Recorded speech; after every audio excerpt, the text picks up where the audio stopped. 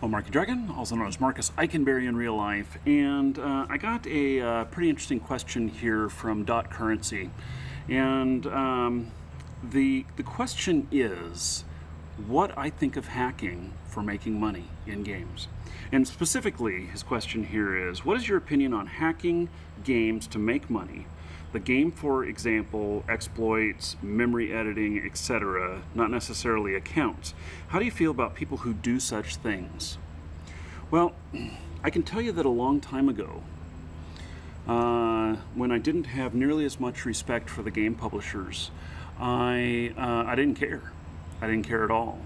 And in fact, back after after the UO heyday, there were a lot of other games that came out that I participated in, and I tried at one point buying from someone who I knew was exploiting, and that didn't work out so well.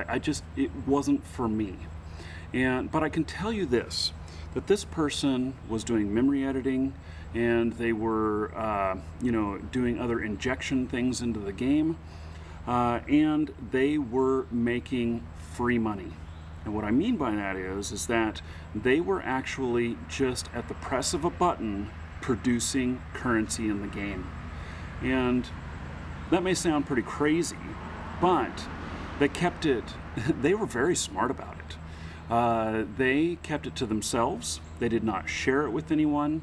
It was only 3 people who knew about it other than myself, and it was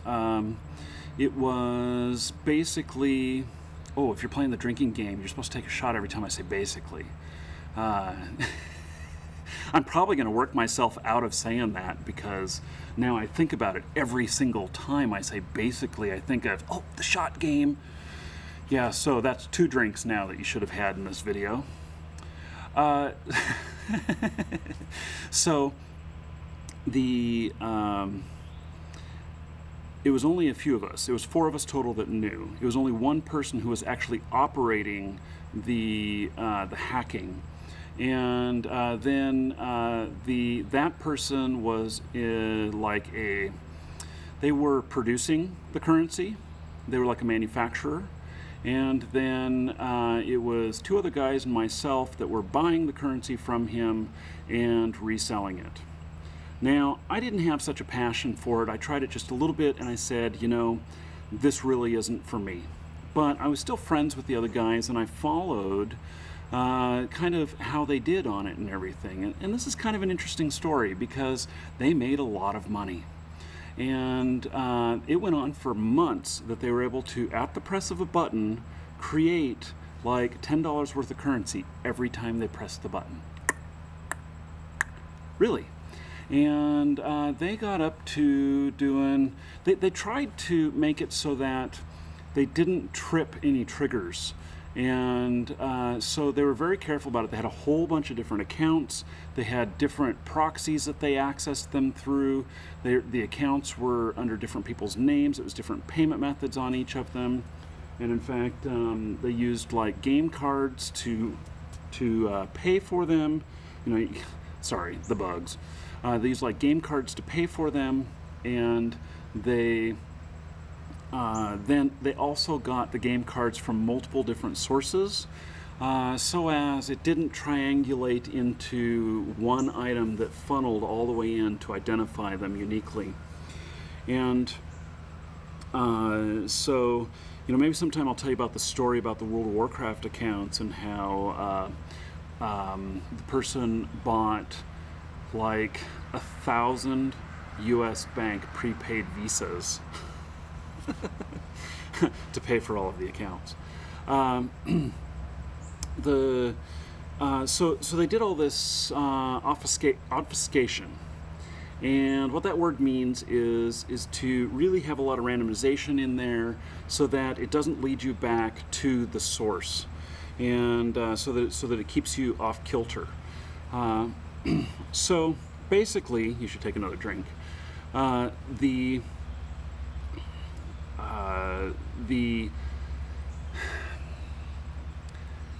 they got all of this up and running, they got to the point to where they were each making around $1,000 a day and in sales, and so they had to keep scaling up this whole operation and everything. And to do this, and they then, what was happening is they couldn't scale up fast enough. There's kind of a law in business and in production and stuff like this that really has to do with how much you can scale up, how quickly. And so you see this with server stuff and everything. They talk about scaling, on-the-fly scaling, and basically what this means is that you should take another drink, and that they can add to it, to your infrastructure easily. So it didn't scale well on their stuff because you only had so many different proxies you could go through. They only had so many different sources set up for the game codes and all of this. But one of the members in the party wanted to continue to sell at higher and higher volumes, and the other guys were like, no, we can't do this and everything. So it turned out to be that they got pressured into doing it in the higher volumes, and eventually they got busted. And most all of their accounts got banned, the exploit got fixed, and they weren't able to do it any longer. So now that's just kind of a little story that's kind of off track of what I really think about people hacking or exploiting in the game. Back then, I was on the fence about it. And and in fact, I even looked at it, as to whether or not I could do business that way, and decided that I couldn't. But I did do a few transactions, trying it all out. And then nowadays, I'm very, very much against it. I want all of the business that's done in these games to be done the way the game publisher intended, or the way that they sanction.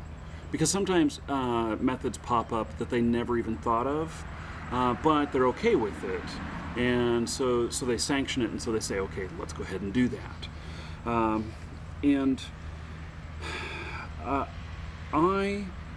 Games are an escape for us, and they're a way to get away from your daily life, from how things are, When I'm playing a game, it's just like a good movie. When you get a really great movie and you get to the end or near the end, you see the movie starting to wrap up, it's kind of like this feeling of remorse of like, damn, I wish it wouldn't go away.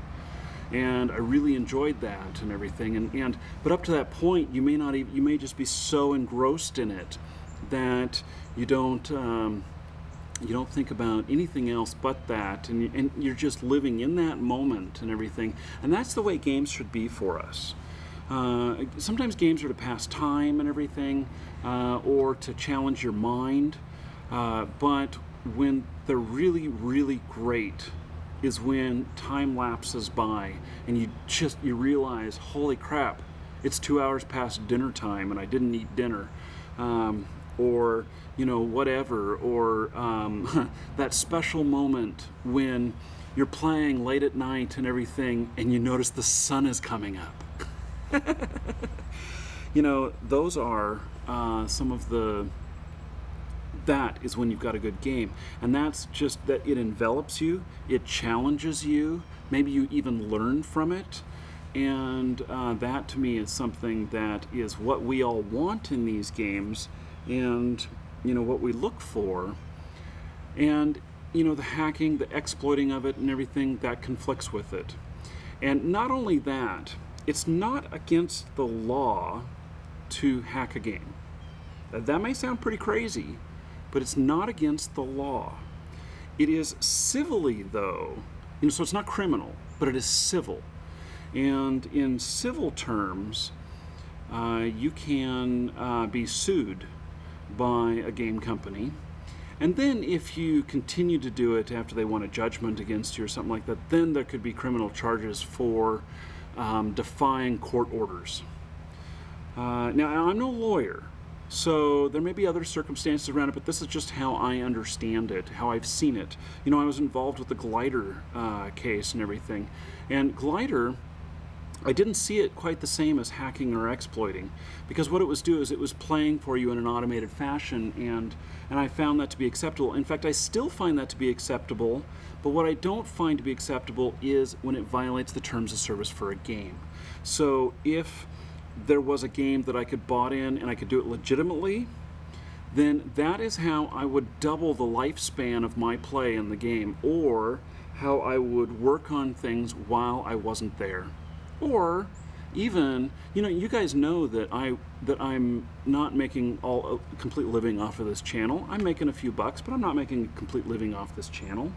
And so it is that I have a job. You know, yeah, granted, I created the company, but I have to work daily at that. And so, you know, when there's customers that need to be taken care of or whatnot, I have to do that. Now, if I could be botting at the same time I was doing that, where, you know, in between customers when it got slow, I could check my bot's inventory and all of that stuff, I would find that to be a lot of fun. But I've strayed away from that because I really need to, for me, for my ethics, for my morals, I need to not violate the terms of service of the games. And so that's just me personally. Now, if I were a game publisher, what would I do if I caught you hacking or exploiting the game?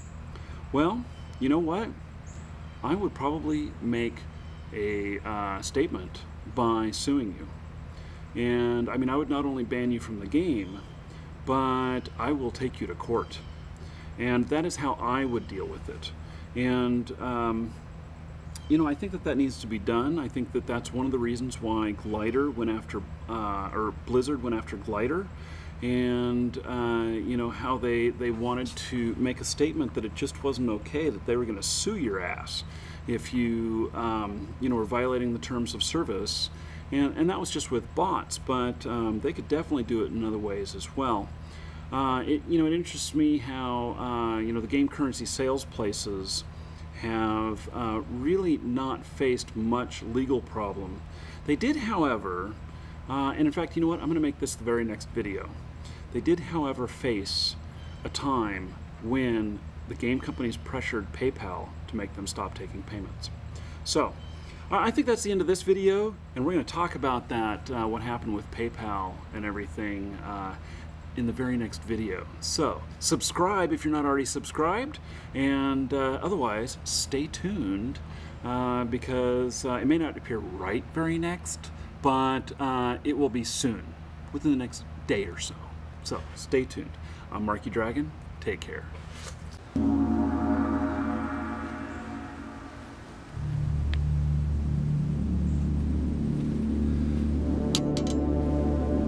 If you made it this far in the video, you may as well subscribe. That's what I want you to do. You obviously liked it well enough to watch it this far. So look at this. This is Frostmourne. This is the Runes of Magic sword. This Runes of Magic sword is one that we're giving away as second prize to one of you subscribers, just for being subscribed. That's all you have to do. Subscribe and accept our messages, or watch our videos where we draw for prizes. So this one is it's a really nice sword. It's signed by some of the American staff for Runes of Magic. And then there's the big boy here. I got it on my shoulder because it's so darn heavy. You know, the sucker is 16 pounds. Look at this. So, it's a two-handed sword here, man. This is a beautiful sword. And we're giving this away when we hit 42,500 subscribers. It could be you.